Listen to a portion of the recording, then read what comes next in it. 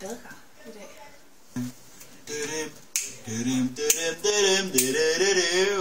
Velkommen tilbage til videobloggen med Johan og... Nej, med Oliver og Johan, Johan. Det her, det er dagens makker. Hun hedder Rikke, og hun er så selv. Jeg vil sige noget om Rikke. Det der til at sige hende, det er jo, at hun er ikke særlig klog. Så er hun blondine. Og hun er ADHD. Og hun har, ifølge hende selv har hun ADHD. Hvad det så skal betyde, det har jeg ikke fundet endnu. Så har hun rimelig store bryster. En god bag. Jeg zoom lige en gang, det var forvendt. Det var lidt krænket. Færdig måske. Godt. Ja. Jeg tror vi skulle snakke om, hvad der skete i badekarret i dag. Nå, hvad var det, der skete i badekarret i dag? For det er interessant. Der var jo det her lille uheld inden. Altså 1327. Ja.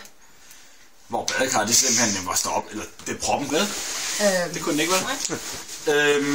Og det var meget sjovt. Der var stadig vand i. Og så valgte, ja, der er blandt andet Karl Smart, a.k.a. Christian, og den dumme her. Jeg synes, det var meget sjovt at lave lidt pis med det. Så det vil sige, at der var pisseligt i badekarret, og Blondie, hun valgte, Blondie med ADHD, hun valgte at hælde lidt kakaomælk ned i.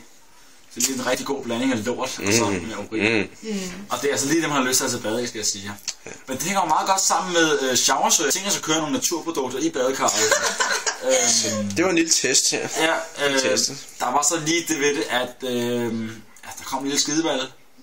Og jeg skal prøve at gengive, hvad du har sagt. Vi må simpelthen så op af kanten for træning. Nej, det gør vi ikke. Efter træning, hvor vi kaldte sammen og sagde, så tog Line ordet, holdet af Line. Ja, hun er lidt en djævel. Hun er ramskræt. Hun er fandme hård. Hun er, altså Margrethe og Annette, de er fandme søde i forhold til hende. Matronerne. Ja, matronerne. Ja, i forhold til hende, nej, Margrethe og Annette, vi elsker jer, og jeg elsker jer, altså. Ikke? Nej, ulærer, jeg har rigtig godt lide Annette og Margrethe. Nej, vi skal analyse. Ja. Nej, Oliver. Og det man så, men det der så er med... Nej, det var ikke det. Nej, det gider jeg ikke. Det der er så med det Line, hun siger, det er, at hun siger, ved I hvad? Der er nogen, der har pillet, og han kan kæve dig ned.